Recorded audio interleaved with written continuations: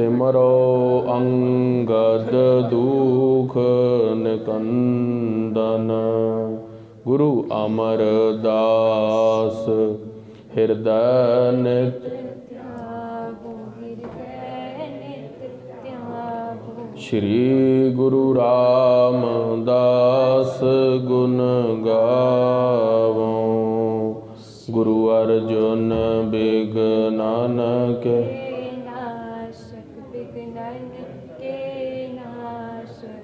श्री हरगोबिंद शुभ सुमत प्रकाशक। श्री हरि राय नमो कर जोरी, नमो कर जोरी। श्री हर कृष्ण मनाओ बहोरी। तेग बहादुर परम कृपाला, परम कृपाला। श्री गुरु गोबिंद सिंह बिसाला। तरो तरा तर पुन पुन गुरु पुन पुन सीसा। बंदो बार बार जगदीशा। एक अंकारा सतगुरु तेह प्रसाद सच होए। वाहिगुरु जी की फतेह बिघ्न विनाशन सोए। गुर का शब्द कमाए जिन जीते पंच विकार। तिन संतन को बंदना। सिर चरणन पर तार। कहाँ बुद्ध प्रभ तुच्छ हमारी। पर न सके महिमा जो तिहारी। हम न सकत कर सिफत तुम्हारी। आप ले हो तुम कथा सुधारी। हम न सकत कर सिफत तुम्हारी। आप ले हो तुम कथा सुधारी। सतनाम श्री वाहिगुरु साहिब जी। बसंत महला नौवा। मन कहाँ बिसारियो राम नाम। तन बिन से जम स्यों परै काम रहाओ। मन कहाँ बिसारियो राम नाम। तन बिन से जम स्यों परै काम रहाओ। एहो जग धुएं का पहाड़। तै साचा मान्या कह विचार। धन दारा संपत्ति गृह। कछ संग न चालै समझ लेह। एक भगत नारायण होए संग। कहो नानक भज तह एक रंग। एक भगत नारायण होए संग। कहो नानक भज तह एक रंग। वाहिगुरु जी का खालसा वाहिगुरु जी की फतेह। धन धन गुरुदेव जिस संग हर जपे। गुर कृपाल जपए तां अवगुण सब छपे। सच्चे पातशाह कोट ब्रह्मंडां दे साईं शब्दावतार कलयुग के जहाज। धन धन धन श्री गुरु ग्रंथ साहिब महाराज जी दे हजूर जुड़ मिल बैठी गुरु का खास रूप गुरु खालसा साध संगत जी। आप समूह संगत शामा दे दीवान दे अंदर एकत्रित हुंदे हो। श्री रहराज साहिब जी दे पाठ तो उपरंत भैन तनिषप्रीत कौर जी होरां ने आप सारियां नूं गुरबाणी दा रस भिन्ना कीर्तन सरवण कराया है। नौवें पातशाह महाराज दी बरागमई बाणी दा कीर्तन सरवण होण तो बाद हुण गुर दरबार दी मर्यादा अनुसार नौवें पातशाह सच्चे पातशाह महाराज दा पावन पवित्र इतिहास ਅਤੇ ਗੁਰਬਾਣੀ ਦੀ ਵਿਚਾਰ ਕਰਨ ਦੇ ਲਈ सारी संगत मन चित बिरतियां एकाग्र करिए। रसना की पवित्रता दे लई ते हिरदे की शुद्धि दे लई आखना करिए जी सतनाम सतनाम। धन श्री गुरु तेग बहादुर साहब महाराज सच्चे पातशाह, जिन्हां दा अवतार धरती ते केवल ते केवल दुष्टां दी जड़ पट्टण दे लई, संत भगतां नूं उबारण दे लई अते हिंद दी राखी दे लई गुरदेव दा धरती ते अवतार होया है। श्री गुरु तेग बहादुर साहब महाराज जी का इतिहास समूह संगत बड़े प्रेम दे नाल तकरीबन 1 महीने तो गुरुद्वारा प्रीतनगर साहब विखे सरवण कर रही है, जिस दे अंदर असी महाराज जी दे प्रकाश दी कथा, महाराज जी दे गुरता गद्दी सवायमान होण दी कथा, श्री गुरु तेग बहादुर साहब महाराज जी दे पूरब दी उदासी उपरंत 10वें पातशाह महाराज दे अवतार दी कथा, फिर गुरुदेव महाराज दे वापस श्री आनंदपुर साहब आके हुण महाराज दे शहीदी सफ़र शुरू होने दी कथा। यह कथा असी गुरु कृपा दे नाल 9वें पातशाह महाराज नूं दरबार दे अंदर साक्षी समझ के सुनदे हां। गुरुदेव किरपा करन साडे मन दी भै भावना बना के रखण। इस कलयुग दे समय दे अंदर शरदा तोड़न वाले शरारती अंसर बहुत ने, पर गुरुदेव महाराज दी बाणी दा इन्ना भारी प्रताप है, गुरुदेव दे इतिहास दी इन्नी किरपा है कि अज भी शरधावान संगत गुरु दा इतिहास प्रेम दे नाल सरवण करदी है। श्री गुरु तेग बहादुर साहब महाराज समाणे दी गढ़ी दे अंदर रात रहे। समाणे वाले पठान ने कहा, महाराज बाहर ऐदी तुहानू पुछण आए सी तां मैं अगों उन्हां नू ताड़ के भेज दिता है। यह आप जी का घर है, तुसी जिन्ना चिर मर्जी समाणे दे अंदर मेरी गढ़ी च रहो, कोई दिक्कत परेशानी की गल नहीं है। 9वें गुरुदेव सच्चे पातशाह महाराज यह बचन सुन के उसनू वर दिता भी तुहाडे घर दे अंदर सिक्खी रवे। गुरुदेव महाराज ने उन्होंने जदों यह वर दिते, गुरुदेव महाराज दे बचन सरवण करके वो पठान बहुत खुश होया ते महाराज ने अगे उस पठान दी गढ़ी दे कोलों फिर गुरुदेव ने चाला मारिया समाणे तो, ते महाराज ने पहला पड़ा जाके करहाली विखे कीता। जदों गुरुदेव करहाली विखे पहुँचे तो उत्थे दा मसंद डर दा मारा बाहर ही नहीं आया। उन्हों पता सी औरंगजेब दा एक हुक्मनामा दिल्ली तो चलिया नौरंगे दा, जे मैं 9वें पातशाह महाराज नूं मिलण दे लई अगे गया तो शायद किते मैनू भी गिरफ्तार ना कर लैण। वो गुरुदेव नूं अगे आके मत्था टेक के संगत दा दसौंध तां की देना सी, पर महाराज नूं मिलण भी ना आया। श्री गुरु तेग बहादुर साहब महाराज सच्चे पातशाह महाराज ने ना कोई शराप दिता ना वर दिता। महाराज दे करहाली दे अंदर महाराज ने नगर दे बाहर ही डेरा पा लिया। 5 सिंह भी महाराज दे नाल ने, भाई मती दास, भाई सती दास सत्कारयोग, भाई दयाला जी, धन धन भाई ऊदा जी ते भाई गुरदित्ता जी बाबे बुढ़े कियां दी 6वीं अंश वंश चों। ਉਹ गुरु दे 5 सिख अते सतगुरु सच्चे पातशाह नगर दे बाहर पड़ा कीता ते एक राहक आ गया। राहक कहंदे ने टुरदा फिरदा कोई राही आ गया। उन्हें महाराज नूं साधुआं नूं भगती करदिआं देख के मत्था टेकिया ते महाराज दे अगे धन ते कुछ खाण दीआं वस्तुआं भी पेश कीतियां। महाराज उस ते खुश होए ते उसने जाके करहाली दी संगत नूं बुला के लियाया ते करहाली दी संगत नूं जाके बुलाया ते यह गल कही बई इत्थे कोई महापुरुष आए हुए ने, आपां आके दर्शन करिए गुरुदेव दे। ਉਹ ਸੰਗਤ ਨੂੰ ਲੈ ਕੇ ਆਇਆ। ਜਿਨ੍ਹਾਂ ਧਨ ਉਹਨੇ ਸ਼ਰਫੀਆਂ ਭੇਟ ਕੀਤੀਆਂ ਸੀ ਉਹ ਗੁਰਦੇਵ ਮਹਾਰਾਜ ਨੇ ਉਹਨੂੰ ਵਾਪਸ ਕਰ ਦਿੱਤੀਆਂ। ਤੇ ਮਹਾਰਾਜ ਨੇ ਕਿਹਾ ਕਰਹਾਲੀ ਨਗਰ ਦੇ ਅੰਦਰ ਇੱਕ ਬਾਪੀ ਲਗਵਾਓ।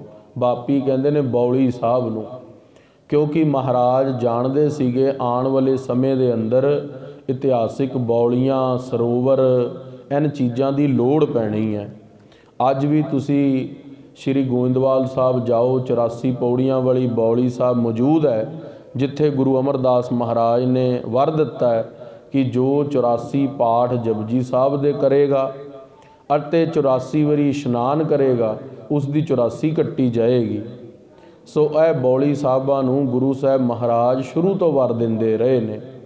ਇੱਕ ਬੌਲੀ ਸਾਹਿਬ ਸਾਡੇ ਕੋਲ ਬਿਲਕੁਲ ਨੇੜੇ ਗੁਰਦੁਆਰਾ ਮੰਜੀ ਸਾਹਿਬ ਵੀ ਹੈ ਅੰਬਾਲੇ ਵਿਖੇ। ਇੱਕ ਢਕੌਲੀ ਜਦੋਂ ਤੁਸੀਂ ਜੀਰਕਪੁਰ ਜਾਓ ਉੱਥੇ ਵੀ ਇੱਕ ਬੌਲੀ ਸਾਹਿਬ ਮੌਜੂਦ ਹੈ। ਤੇ ਪੰਚਕੂਲੇ ਦੇ ਅੰਦਰ, ਪੰਚਕੂਲੇ ਦਾ ਨਾਮ ਤਾਂ ਪਿਆ ਸੀ ਕਿਉਂਕਿ ਇੱਥੇ ਛੋਟੇ ਛੋਟੇ ਕੂਲ ਸੀਗੇ ਪਾਣੀ ਦੇ, ਤੇ ਉਸ ਦੇ ਕਰਕੇ ਇਹਦਾ ਨਾਮ ਪੰਚਕੂਲਾ ਪਿਆ ਸੀ, ਤਾਂ ਕਿ ਇੱਥੇ ਛੋਟੀ ਛੋਟੀ ਬੌਲੀ ਸਾਹਿਬ ਸੀਗੀਆਂ। ਸੋ ਗੁਰੂ ਸਾਹਿਬ ਮਹਾਰਾਜ ਅਕਸਰ ਇਹ ਬੌਲੀ ਸਾਹਿਬ ਲਵਾਇਆ ਕਰਦੇ ਸਨ। ਤੇ ਮਹਾਰਾਜ ਘਰਾਲੀ ਤੋਂ ਫਿਰ ਅੱਗੇ ਚੀਕੇ ਪਹੁੰਚੇ। ਇਹ ਹਰਿਆਣੇ ਦਾ ਇਲਾਕਾ ਹੈ ਜਿੱਥੇ 9ਵੇਂ ਪਾਤਸ਼ਾਹ ਮਹਾਰਾਜ, ਇੱਕ ਵਾਰੀ ਤਾਂ ਮਹਾਰਾਜ ਉਦਾਸੀ ਤੋਂ ਪੂਰਬ ਯਾਤਰਾ ਵੱਲ ਗਏ ਨੇ ਪਰਿਵਾਰ ਦੇ ਨਾਲ, ਇੱਕ ਵਾਰੀ ਤਾਂ ਉਹ ਮਹਾਰਾਜ ਨੇ ਯਾਤਰਾ ਕਰੀ ਹੈ। ਇਹ ਦੂਸਰੀ ਯਾਤਰਾ ਚੱਲ ਰਹੀ ਹੈ ਜਦੋਂ ਸ਼ਹਾਦਤ ਵਾਲਾ ਗੁਰਦੇਵ ਦਾ ਸਫ਼ਰ ਚੱਲ ਰਿਹਾ। ਜਦੋਂ ਚੀਕੇ ਦੇ ਅੰਦਰ ਪਹੁੰਚੇ ਉੱਥੇ ਗੁਰਦੇਵ ਗੁਰੂ ਹਰਗੋਬਿੰਦ ਸਾਹਿਬ ਦਾ ਸਿੱਖ ਇੱਕ ਮਸੰਦ, ਜਿਹਨੂੰ 6ਵੇਂ ਪਾਤਸ਼ਾਹ ਨੇ ਥਾਪਿਆ ਸੀ, ਜਿਸ ਦਾ ਨਾਮ ਸੀ ਭਾਈ ਗਿਲੌਰਾ। ਆਖਣਾ ਕਰੋ ਸਤਨਾਮ। ਉਹ ਭਾਈ ਗਿਲੌਰਾ ਬੜੇ ਸਿਦਕ ਵਾਲਾ ਸਿੱਖ ਸੀ। 6ਵੇਂ ਪਾਤਸ਼ਾਹ ਦੇ ਕੋਲ ਬਚਪਨ 'ਚ ਆ ਗਿਆ ਸੀਗਾ ਤੇ ਉਸਨੇ ਇਹ ਦ੍ਰਿੜ ਨਿਸ਼ਚਾ ਕਰ ਲਿਆ ਵੀ ਮੈਂ ਹੁਣ ਘਰ ਜਾਣਾ ਹੀ ਨਹੀਂ।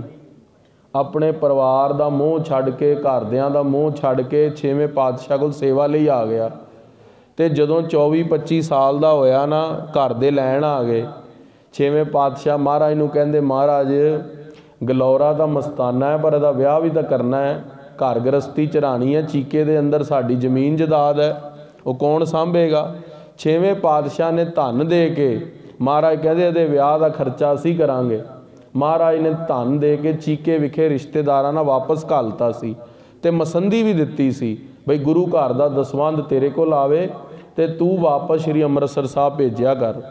ਉਹਨੂੰ ਜਦੋਂ ਪਤਾ ਲੱਗਿਆ ਵੀ ਗੁਰੂ ਹਰਗੋਬਿੰਦ ਸਾਹਿਬ ਮਹਾਰਾਜ ਦੇ ਸਪੁੱਤਰ ਧੰਨ ਧੰਨ ਸ਼੍ਰੀ ਗੁਰੂ ਤੇਗ ਬਹਾਦਰ ਸਾਹਿਬ ਮਹਾਰਾਜ ਸੱਚੇ ਪਾਤਸ਼ਾਹ ਆਏ ਨੇ, ਤੇ ਉਹ ਅੱਗੇ ਲੈਣ ਜਾਂਦਾ ਹੈ ਤੇ ਮਹਾਰਾਜ ਦੇ ਲਈ ਬਹੁਤ ਸਾਰੀ ਸੰਗਤ ਨੂੰ ਇਕੱਠੀ ਕਰਕੇ ਮਹਾਰਾਜ ਉਹਦੇ ਨਗਰ 'ਚ ਉਤਰਦੇ ਨੇ।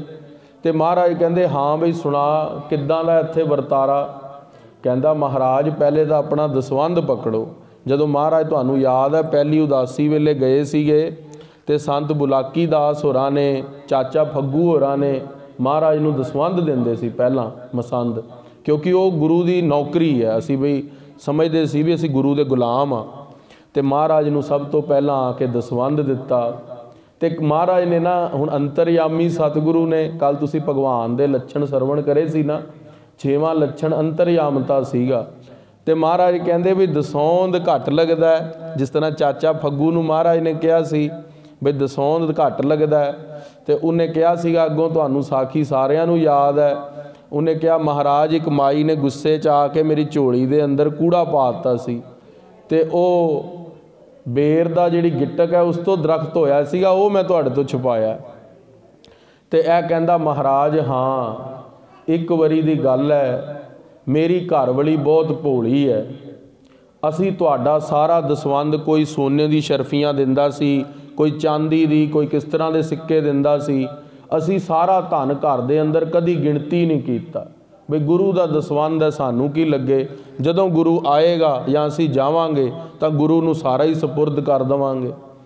ਤੇ ਇੱਕ ਮੇਰੇ ਘਰ ਦੇ ਬਿਲਕੁਲ ਨਾਲ ਹੀ ਕੋਈ ਪੰਡਤਿਆਣੀ ਰਹਿੰਦੀ ਸੀ, ਉਸ ਪੰਡਤਿਆਣੀ ਦੇ ਮਨ 'ਚ ਫੇਰ ਆ ਗਈ, ਉਹਨੂੰ ਲੱਗਿਆ ਵੀ ਇਹਨਾਂ ਕੋਲ ਬੜਾ ਧਨ ਹੈ, ਕਿਉਂ ਨਾ ਥੋੜ੍ਹਾ ਜਿਹਾ ਧਨ ਲੈ ਕੇ ਮੈਂ ਆਪਣਾ ਘਰ ਬਣਾ ਲਵਾਂ।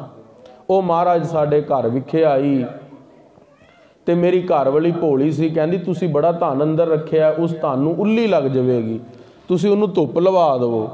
ਕਹਿੰਦੀ ਮੇਰੀ ਘਰ ਵਾਲੀ ਭੋਲੀ ਸੀਗੀ, ਉਹਨੇ ਛੱਤ ਤੇ ਜਾ ਕੇ ਉਸ ਮੰਜੇ ਤੇ ਸਾਰਾ ਧਨ ਪਾ ਦਿੱਤਾ। ਪਰ ਜਦੋਂ ਧਨ ਪਾ ਦਿੱਤਾ ਮੰਜੇ ਦੇ ਉੱਤੇ ਸਾਰਾ ਜਿੰਨਾ ਵੀ ਸੀਗਾ, ਉਹ ਮੇਰੀ ਘਰ ਵਾਲੀ ਨੂੰ ਥੱਲੋਂ ਸੰਦੂਕ 'ਚ ਹੋਰ ਧਨ ਲੈਣ ਜਾਂਦੀ ਸੀ, ਉਹ ਆਪਣੇ ਘਰ ਮੁੱਠੀ ਭਰ ਕੇ ਉੱਤੋਂ ਛੱਤ ਤੋਂ ਸੁੱਟ ਦਿੰਦੀ ਸੀ। ਤੇ ਇਸ ਤਰ੍ਹਾਂ ਮਹਾਰਾਜ ਉਹਨਾਂ ਨੇ ਆਪਣਾ ਘਰ ਬਣਾ ਲਿਆ।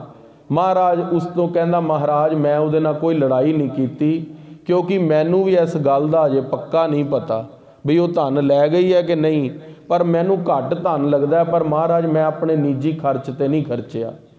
ਨੌਵੇਂ ਪਾਤਸ਼ਾਹ ਕਹਿੰਦੇ ਕੋਈ ਨਹੀਂ, ਆਉਣ ਵਾਲਾ ਸਮਾਂ ਆਵੇਗਾ, ਗੁਰੂ ਕਾ ਖਾਲਸਾ ਆਵੇਗਾ ਤੇ ਇਹਨਾਂ ਦੀ ਹਵੇਲੀ ਦੇ ਉੱਤੇ ਗੁਰੂ ਘਰ ਦੇ ਸੋਹਣੇ ਮੰਦਰ ਸੱਜਣਗੇ। ਆਖਣਾ ਕਰੋ ਸਤਨਾਮ। ਦੇਖੋ ਖਾਲਸਾ ਜੀ, ਮਹਾਰਾਜ ਦੇ ਨਾਲ 5 ਸੂਰਮੇ ਵੀ ਨਾਲ ਨੇ। ਚਾਹੁੰਦੇ ਤਾਂ ਮਹਾਰਾਜ ਉਸੇ ਵੇਲੇ ਹੀ ਉਹ ਤਿਆਗ ਸਕਦੇ ਸੀਗੇ, ਕਿੱਡੀ ਕੁ ਗੱਲ ਸੀ, ਪੰਡਤਾਂ ਤੋਂ ਛਤਰੀ ਮਹਾਰਾਜ ਤੇ ਛਤਰੀ ਨੇ ਸ਼ਸਤਰਧਾਰੀ ਨੇ ਖੋਹ ਸਕਦੇ ਸੀ, ਪਰ ਮਹਾਰਾਜ ਨੇ ਕਿਹਾ ਅਜੇ ਸਮਾਂ ਨਹੀਂ। ਜਿਸ ਤਰ੍ਹਾਂ ਨੂਰਦੀਨ ਦੀ ਸਰਾਂ ਬਣ ਰਹੀ ਸੀ 5ਵੇਂ ਪਾਤਸ਼ਾਹ ਦੇ ਟਾਈਮ ਤਰਨਤਾਰਨ ਸਾਹਿਬ, ਤੇ ਨਾ ਚਾਰੋਂ ਪਾਸੇ ਇੱਟਾਂ ਲੱਗ ਰਹੀਆਂ ਸੀਗੀਆਂ ਸਰੋਵਰ ਦੇ, ਤੇ ਬਾਦਸ਼ਾਹ ਆਇਆ। ਬਾਦਸ਼ਾਹ ਨੇ ਆ ਕੇ ਉੱਥੇ ਦਾ ਤਰਨਤਾਰਨ ਦਾ ਮੁਗਲ ਬਾਦਸ਼ਾਹ, ਉਹਨੇ ਇੱਟਾਂ ਚੁੱਕ ਲੀਆਂ ਆ ਕੇ ਸਰੋਵਰ ਦੀਆਂ, ਤੇ ਆ ਕੇ ਸਰੋਵਰ ਦੀ ਇੱਟਾਂ ਚੁੱਕ ਕੇ ਆਪਣੀ ਸਰਾਂ ਬਣਾਉਣ ਲਈ ਲੈ ਗਿਆ। ਤੇ 5ਵੇਂ ਪਾਤਸ਼ਾਹ ਨੂੰ ਸੰਗਤ ਨੇ ਆ ਕੇ ਸ਼ਿਕਾਇਤ ਕੀਤੀ, ਮਹਾਰਾਜ ਵੀ ਤੁਹਾਡੇ ਸਰੋਵਰ ਦੀਆਂ ਇੱਟਾਂ ਚੁੱਕ ਕੇ ਲੈ ਗਏ ਨੇ। ਮਹਾਰਾਜ ਕਹਿੰਦੇ ਕੋਈ ਗੱਲ ਨਹੀਂ। ਮਹਾਰਾਜ ਨੇ ਸੁੱਤੇ ਸਿੱਧ ਬਚਨ ਕੀਤਾ, ਕਹਿੰਦੇ ਸਾਡਾ ਖਾਲਸਾ ਆਵੇਗਾ, ਇਹਦੀ ਸਰਾਂ ਤੋਂ ਇੱਟਾਂ ਚੱਕ ਕੇ ਦੁਬਾਰਾ ਸਰੋਵਰ ਬਣੇਗਾ। ਫਿਰ ਬਾਬਾ ਬਘੇਲ ਸਿੰਘ ਆਏ ਸੀਗੇ ਘੋੜੇ ਤੇ ਤਿਆਰ, ਤਕਰੀਬਨ 30,000 ਫੌਜ ਲੈ ਕੇ। ਜਦੋਂ ਦਿੱਲੀ ਜਿੱਤੀ ਸੀ ਨਾ, ਅਨੰਦਪੁਰ ਸਾਹਿਬ ਮਹਾਰਾਜ ਦਾ ਮੇਲਾ ਆ ਗਿਆ ਸੀਗਾ ਹੋਲੇ ਮਹੱਲੇ ਦਾ, ਤੇ ਅੱਜ ਜਿਸ ਤਰ੍ਹਾਂ ਸਿੰਘ ਕਹਿੰਦੇ ਨੇ ਨਾ ਉੱਥੇ ਫਾਰਮਰ ਪ੍ਰੋਟੈਸਟ ਤੇ ਬਈ 19 ਵਾਰ ਦਿੱਲੀ ਜਿੱਤੀ ਸੀਗੀ, ਉਹ ਖਾਲਸਾ ਜੀ ਬਚਨ ਝੂਠੇ ਨਹੀਂ, ਸੱਚਾ ਇਤਿਹਾਸ ਹੈ। ਤੇ ਉੱਥੇ ਹੋਲਾ ਮਹੱਲਾ ਆ ਗਿਆ, ਤੇ ਸਿੰਘਾਂ ਨੇ ਕਿਹਾ ਮਹਾਰਾਜ ਹੋਲਾ ਮਹੱਲਾ ਤੇ ਅਨੰਦਪੁਰ ਸਾਹਿਬ ਦਾ ਹੀ ਹੁੰਦਾ। ਤੇ ਮਹਾਰਾਜ ਬਾਬਾ ਬਘੇਲ ਸਿੰਘ ਜੀ ਬੋਲੇ, ਕਹਿੰਦੇ ਦਿੱਲੀ ਮਾਰੀ ਕੇ ਬਿੱਲੀ ਮਾਰੀ, ਫੇਰ ਜਿੱਤ ਲਵਾਂਗੇ ਦਿੱਲੀ, ਪਰ 10ਵੇਂ ਪਾਤਸ਼ਾਹ ਦੀ ਖੁਸ਼ੀ ਜ਼ਰੂਰ ਲਈਏ। ਹੋਲੇ ਮਹੱਲੇ ਤੇ ਲੰਘ ਗਏ ਸਿੰਘ ਸਾਰੇ ਤਿਆਰ ਬਰ ਤਿਆਰ। ਸੋ 5ਵੇਂ ਪਾਤਸ਼ਾਹ ਮਹਾਰਾਜ ਨੇ ਬਚਨ ਕੀਤਾ, ਬਾਬੇ ਬਘੇਲ ਸਿੰਘ ਹੋਣੀ ਉਹ ਤਰਨਤਾਰਨ ਸਾਹਿਬ ਦੀਆਂ ਇੱਟਾਂ ਉਹੀ ਨੂਰਦੀਨ ਦੀ ਸਰਾਂ ਤੋਂ ਕੱਢ ਕੇ ਫਿਰ ਉਹ ਤਰਨਤਾਰਨ ਸਾਹਿਬ ਉਹੀ ਇੱਟਾਂ ਲਾਈਆਂ ਸੀ। ਆਖਣਾ ਕਰੋ ਸਤਨਾਮ। ਕਿਉਂਕਿ ਪੁਰਾਤਨ ਗੁਰਸਿੱਖ ਇਤਿਹਾਸ ਸੁਣਾਉਂਦੇ ਸੀ ਇੱਕ ਦੂਜੇ ਨੂੰ, ਤੇ ਉਹ ਸੰਪਰਦਾਈ ਇਤਿਹਾਸ ਸੁਣ ਕੇ ਆ ਪ੍ਰੇਰਨਾ ਮਿਲੀ ਵੀ 5ਵੇਂ ਪਾਤਸ਼ਾਹ ਮਹਾਰਾਜ ਨੇ ਬਚਨ ਕਰੇ ਸੀ। ਸੋ ਰਹੋ ਵਿਚਾਰ। ਤੇ ਮਹਾਰਾਜ ਕਹਿੰਦੇ ਸਾਡਾ ਖਾਲਸਾ ਆਏਗਾ, ਇੱਥੇ ਹੀ ਗੁਰੂ ਘਰ ਬਣੇਗਾ। ਅੱਜ ਖਾਲਸਾ ਜੀ ਚੀਕੇ ਵਿਖੇ ਉੱਥੇ ਹੀ ਗੁਰਦੁਆਰਾ ਬਣਿਆ। ਆਖਣਾ ਕਰੋ ਸਤਨਾਮ। ਸੋ ਮਹਾਰਾਜ ਚੀਕੇ ਗਲੌਰੇ ਨੂੰ ਆਪਣੇ ਤੀਰਾਂ ਦਾ ਪੱਥਾ ਉਤਾਰ ਕੇ ਬਖਸ਼ਿਸ਼ ਵਜੋਂ ਦਿੱਤਾ। ਭਾਈ ਗਲੌਰੇ ਨੂੰ ਤੀਰਾਂ ਦਾ ਪੱਥਾ ਦੇ ਕੇ ਮਹਾਰਾਜ ਨੇ ਕਿਹਾ ਤੁਹਾਡੇ ਘਰ 'ਚ ਸਿੱਖੀ ਰਵੇ। ਤੇ ਮਹਾਰਾਜ ਨੇ ਫਿਰ ਪੁੱਛਿਆ ਗਲੌਰੇ ਨੂੰ ਬਈ ਇੱਥੇ ਹੋਰ ਕੀ ਚੱਲਦਾ ਹੈ? ਕਿਹਾ ਮਹਾਰਾਜ ਇੱਥੇ ਝਾਂਸੀ, ਹਾਂਸੀ ਤੇ ਹਿਸਾਰ 2 ਜਗ੍ਹਾ ਦੇ ਲੋਕ ਨੇ। ਇੱਕ ਜਗ੍ਹਾ ਜਾਟ ਰਹਿੰਦੇ ਨੇ, ਇੱਕ ਜਗ੍ਹਾ ਰੰਗੜ ਰਹਿੰਦੇ ਨੇ। ਉਹਨਾਂ ਦੇ ਆਪਸ ਦੇ ਅੰਦਰ ਬਹੁਤ ਜ਼ਿਆਦਾ ਰਾੜ ਹੈ, ਪਰ ਮਹਾਰਾਜ ਉਹਨਾਂ ਦੀ ਜੋ ਰਾੜ ਹੈ ਉਹ ਕਈ ਵਾਰੀ ਮੈਂ ਦੂਰ ਕਰਨ ਦੀ ਕੋਸ਼ਿਸ਼ ਕਰੀ। ਸੰਗਤ ਦੇ ਅੰਦਰ ਬਿਠਾ ਕੇ ਗੁਰਮੁਖ ਬੈਠੋ, ਸਭਾ ਵਿਛਾਏ, ਅਸੀਂ ਕਈ ਵਾਰੀ ਗੁਰਮਤਾ ਕੀਤਾ, ਪਰ ਉਹਨਾਂ ਦੇ ਮਨ ਦੇ ਅੰਦਰੋਂ ਮੈਲ ਨਹੀਂ ਜਾਂਦੀ। ਤੇ ਜਿਹੜੇ ਜਾਟ ਸੀਗੇ ਉਹਨਾਂ ਨੇ ਰੰਗਣਾ ਨੂੰ ਝਟਕਾ ਦਿੱਤਾ ਤੇ ਮਾਰ ਦਿੱਤਾ। ਤੇ ਮਹਾਰਾਜ ਉਹ ਹੁਣ ਜਿਹੜੇ ਜਾਟ ਨੇ ਉਹ ਗੁਰੂ ਘਰ ਦੇ ਪ੍ਰੇਮੀ ਨੇ। ਸੋ ਮਹਾਰਾਜ ਨੂੰ ਉਹ ਵੀ ਸਾਰੀ ਵਾਰਤਾ ਸੁਣਾਈ। ਇਤਿਹਾਸ ਦੇ ਅੰਦਰ ਸ਼੍ਰੀ ਗੁਰਪ੍ਰਤਾਪ ਸੂਰਜ ਗ੍ਰੰਥ ਜੋ ਸਾਰੀ ਕਥਾ ਲਿਖੀ ਹੋਈ ਹੈ। ਉਪਰੰਤ ਮਹਾਰਾਜ ਨੇ ਕਿਹਾ ਵੀ ਭਾਈ ਗਲੌਰਾ ਜੀ, ਉੱਥੇ ਮਹਾਰਾਜ 3 ਦਿਨ ਰਹੇ ਭਾਈ ਗਲੌਰੇ ਦੇ ਕੋਲ ਚੀਕੇ ਵਿਖੇ। ਫਿਰ ਮਹਾਰਾਜ ਕਰਾਰਾ ਗ੍ਰਾਮ ਗਏ, ਅੱਗੋਂ ਨੇੜੇ ਹੀ ਹੈ ਕਰਾਰਾ ਗ੍ਰਾਮ, ਕਿਉਂਕਿ ਸਰਹਾਲੀ ਤੋਂ ਜੋ ਚੀਕਾ ਹੈ ਉਹ ਤਕਰੀਬਨ 7 ਕੁ ਮੀਲ ਤੇ ਹੈ। ਉਸ ਤੋਂ ਨਾਲ ਹੀ ਫਿਰ ਨਗਰ ਹੈ ਕਰਾਰਾ ਗ੍ਰਾਮ। ਉੱਥੇ ਵੀ ਮਹਾਰਾਜ ਰਹੇ। ਉੱਥੇ ਦਾ ਮਸੰਦ ਵੀ ਡਰ ਗਿਆ, ਬਾਹਰ ਨਹੀਂ ਆਇਆ, ਪਰ ਮਹਾਰਾਜ ਨੇ ਉੱਥੇ ਦੀ ਸੰਗਤ ਦੀ ਭਾਵਨਾ ਦੇਖ ਕੇ ਕੋਈ ਸ਼ਰਾਪ ਤੇ ਕੋਈ ਵਰ ਨਾ ਦਿੱਤਾ। ਅੱਗੇ ਮਹਾਰਾਜ ਹੁਣ ਖਟਕੜ ਨਗਰ ਦੇ ਅੰਦਰ ਕੱਲ੍ਹ ਆਉਣਗੇ। ਉਹ ਖਟਕੜ ਨਗਰ ਦੀ ਸਾਖੀ ਕਿਸ ਤਰ੍ਹਾਂ ਗੁਰਦੇਵ ਮਹਾਰਾਜ ਦੇ ਕੋਲ ਚੋਰ ਆਉਣਗੇ ਤੇ ਉਹਨਾਂ ਦਾ ਮਹਾਰਾਜ ਕਿਵੇਂ ਉਧਾਰ ਕਰਨਗੇ, ਉਹ ਸਾਖੀ ਕੱਲ੍ਹ ਸਰਵਣ ਕਰਾਂਗੇ। ਆਓ ਹੁਣ 9ਵੇਂ ਪਾਤਸ਼ਾਹ ਮਹਾਰਾਜ ਨੇ ਜੋ ਬਸੰਤ ਰਾਗ ਦੇ ਅੰਦਰ ਪਾਵਨ ਪਵਿੱਤਰ ਗੁਰਬਾਣੀ ਉਚਾਰਨ ਕੀਤੀ ਹੈ। ਕੱਲ੍ਹ 3 ਸ਼ਬਦ ਹੋ ਗਏ ਸੀ, ਅੱਜ ਅੱਗੇ 2 ਸ਼ਬਦ ਦੀ ਕਥਾ ਵਿਚਾਰ ਦੇ ਨਾਲ ਸਰਵਣ ਕਰੀਏ। ਸਤਨਾਮ ਸ਼੍ਰੀ ਵਾਹਿਗੁਰੂ ਸਾਹਿਬ ਜੀ। ਬਸੰਤ ਮਹੱਲਾ ਨੌਵਾਂ। ਬਸੰਤ ਰਾਗ ਹੈ, ਨੌਵੇਂ ਪਾਤਸ਼ਾਹ ਦੀ ਬਾਣੀ ਹੈ। ਇਹ ਪਾਵਨ ਪਵਿੱਤਰ ਸ਼ਬਦ ਗੁਰਦੇਵ ਧੰਨ ਗੁਰੂ ਤੇਗ ਬਹਾਦਰ ਸਾਹਿਬ ਮਹਾਰਾਜ ਨੇ ਬਾਬੇ ਬਕਾਲੇ ਦੀ ਧਰਤੀ 'ਚ ਉਚਾਰਨ ਕੀਤੇ ਨੇ। ਮਨ ਕਹਾਂ ਵਿਸਾਰਿਓ ਰਾਮ ਨਾਮ। ਹੇ ਮਨਾ, ਹੇ ਮੇਰੇ ਮਨ, ਤੂੰ ਵਾਹਿਗੁਰੂ ਦੇ ਨਾਮ ਨੂੰ ਕਿਉਂ ਵਿਸਾਰੀ ਬੈਠਾ? ਤੂੰ ਕਿਉਂ ਨਹੀਂ ਨਾਮ ਜਪਦਾ? ਮਹਾਰਾਜ ਦੀ ਜਿੰਨੀ ਨੌਵੇਂ ਪਾਤਸ਼ਾਹ ਦੀ ਬਾਣੀ ਹੈ ਨਾ, ਉਹ ਮਨ ਨੂੰ ਚੋਟ ਦਿੰਦੀ ਹੈ, ਉਹ ਮਨ ਨੂੰ ਵਿਰਾਗ ਵਿੱਚ ਲੈ ਕੇ ਜਾਂਦੀ ਹੈ। ਮਹਾਰਾਜ ਕਹਿੰਦੇ ਤੂੰ ਰਮੇ ਹੋਏ ਰਾਮ ਨੂੰ ਕਿਉਂ ਨਹੀਂ ਜਪਦਾ? ਵਾਹਿਗੁਰੂ ਵਾਹਿਗੁਰੂ ਵਾਹਿਗੁਰੂ ਵਾਹਿਗੁਰੂ ਰਸਨਾ ਤੋਂ ਕਿਉਂ ਨਹੀਂ ਜਪਦਾ? ਤਨ ਬਿਨ ਸੈ ਜਮ ਸਿਉ ਪਰੈ ਕਾਮ। ਜੇ ਤੂੰ ਰਾਮ ਦਾ ਨਾਮ ਵਿਸਾਰੀ ਬੈਠਾ ਹੈ ਨਾ, ਤੇ ਇਸ ਗੱਲ ਨੂੰ ਮਨ 'ਚ ਦ੍ਰਿੜ ਕਰਕੇ ਸਮਝ ਲੈ, ਬੁੱਧੀ ਦੇ ਨਾਲ ਨਿਸ਼ਚਾ ਕਰ ਲੈ ਕਿ ਜਦੋਂ ਤੇਰਾ ਤਨ ਨਾਸ਼ ਹੋਵੇਗਾ ਤੇ ਤੇਰਾ ਜਮਾਂ ਦੇ ਨਾਲ ਕੰਮ ਪੈ ਜਾਵੇਗਾ। ਤੈਨੂੰ ਜਿਹੜੇ ਜਮ ਨੇ ਉਹ ਫੜ ਕੇ ਲੈ ਕੇ ਜਾਣਗੇ।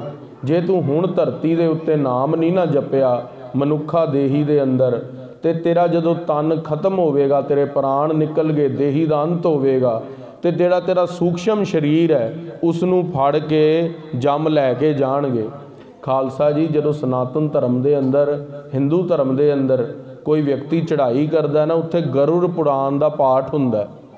ਉਹਦੇ ਅੰਦਰ ਇੱਕ ਸੂਤਰ ਆਉਂਦਾ ਹੈ, ਕਹਿੰਦੇ ਜਿਹੜਾ ਵਿਸ਼ੇਈ ਵਿਅਕਤੀ ਹੁੰਦਾ ਹੈ ਨਾ, ਉਸ ਨੂੰ, ਜਿਸ ਨੂੰ ਇਸਤਰੀਆਂ ਦਾ ਲੋਭ ਹੁੰਦਾ ਵੀ ਮੈਂ ਇਸਤਰੀਆਂ ਦੇ ਨਾਲ ਕਾਮ ਪਰਸਾਂ, ਉਹਨੂੰ ਲੋਹੇ ਦੇ ਤਪਦੇ ਹੋਏ ਥੰਬ ਦੇ ਨਾਲ ਬਾਰ-ਬਾਰ ਚਿਪਕਾ ਕੇ ਲੈ ਕੇ ਜਾਂਦੇ ਨੇ। ਜਿਸ ਨੂੰ ਇਸਤਰੀਆਂ ਦੇਖਣ ਦਾ ਰਸ ਹੁੰਦਾ ਹੈ, ਉਸ ਨੂੰ ਪੀਕ ਤੇ ਖੂਨ ਦੀ ਨਦੀਆਂ 'ਚੋਂ ਕੱਢ ਕੇ ਲੈ ਕੇ ਜਾਂਦੇ ਨੇ, ਬਾਰ-ਬਾਰ ਡਬੋ ਕੇ। ਤੇ ਜਿਸ ਨੂੰ ਰਸਨਾ ਦਾ ਬਹੁਤ ਰਸ ਹੁੰਦਾ ਹੈ, ਉਸ ਦੀ ਜੀਭ ਦੇ ਅੰਦਰ ਕਿੱਲੇ ਗੱਡ ਕੇ ਨਾ ਉਹਨੂੰ ਅੱਗੇ ਲੈ ਕੇ ਜਾਂਦੇ ਨੇ।